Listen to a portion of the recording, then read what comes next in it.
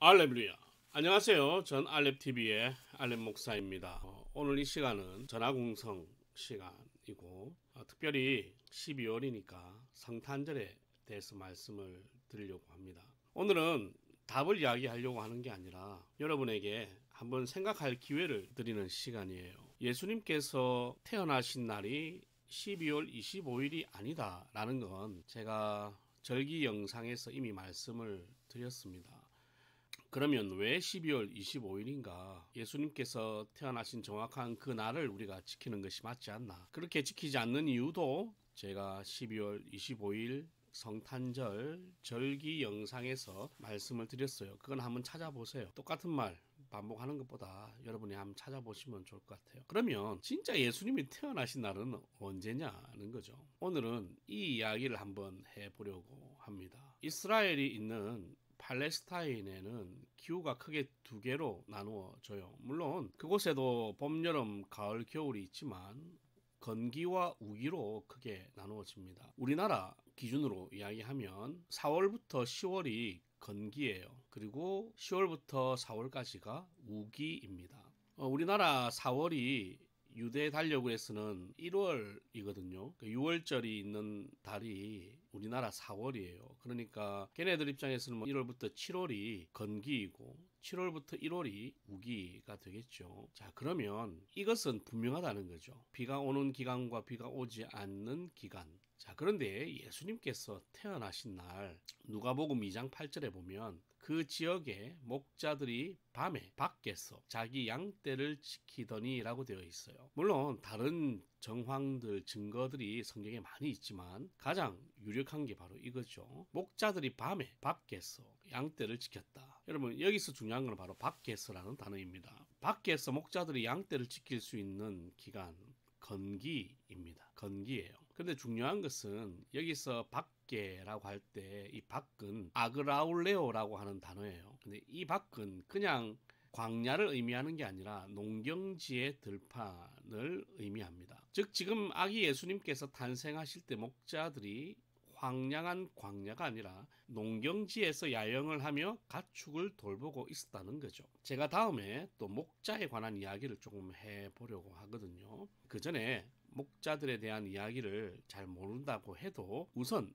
농경지에서 목자들이 야영할 수 있는 기간입니다. 그러면 당시에 목자들이 가축을 데리고 농경지로 들어갈 수 있는 기간은 77절부터 초막절 사이의 기간이에요. 우리나라 날짜로 말하면 6월부터 10월 사이입니다. 그러니까 예수님께서 태어난 날은 6월부터 10월 사이, 우리나라 기준으로. 그러면 유대 달력으로는 3월부터 7월 사이에 예수님이 태어나신 거죠. 이것은 바꿀 수가 없어요.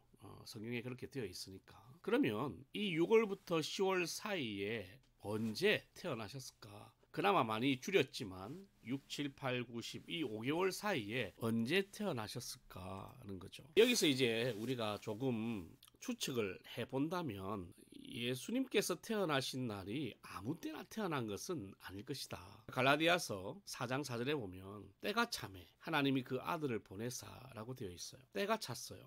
그리고 누가복음 2장 1절에 보니까 그때에 가이사 아구스토가 영을 내려 천하로 다 호적하라 하였으니 라고 되어 있어요. 그러니까 예수님께서 이 땅에 태어나신 그 시기는 단순히 그냥 태어나신 날이 아니라 분명히 하나님의 정하신 때에, 의미 있는 때에, 그리고 신구약을 완성할 수 있는 때에 태어났을 것이다 라고 하는 전제가 좀 필요해요. 이 전제가 틀렸을 수도 있어요. 근데 만약 이 전제가 맞다고 한다면 6월부터 10월 사이에 구약과 신약에서 다 통틀어 당시 이스라엘에서 지켰던 절기들을 한번 찾아보면 어느 정도 답이 나오겠죠.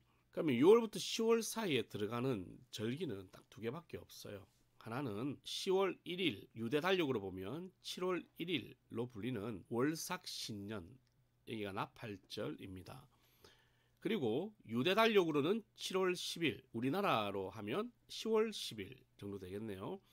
대속죄일이 있어요. 그러면 우리가 추측하건대 6월부터 10월 사이에 있는 절기가 이 두 개밖에 없다면 이 두 개 중에 하나일 가능성이 높지 않을까요? 물론 그 앞에 그 전제가 있을 때를 의미하는 거죠.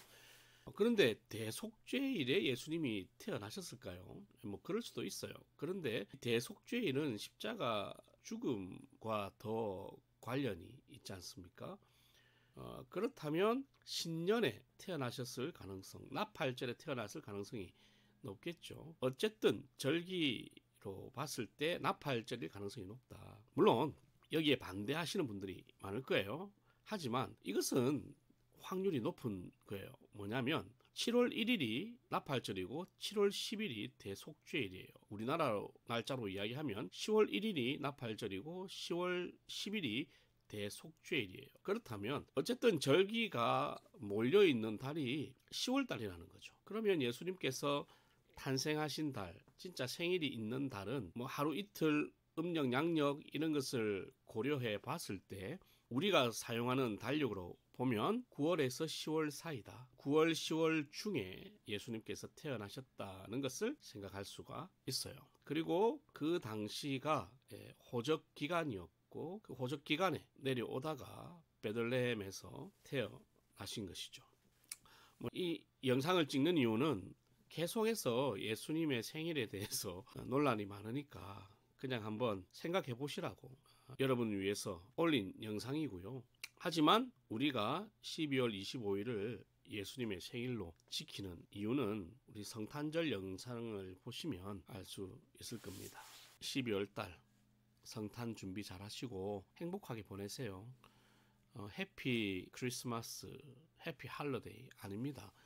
메리 크리스마스죠. 적어도 성도들끼리는 만나면 메리 크리스마스라고 인사했으면 좋겠습니다. 지금은 메리 크리스마스가 아니죠. 미리 크리스마스.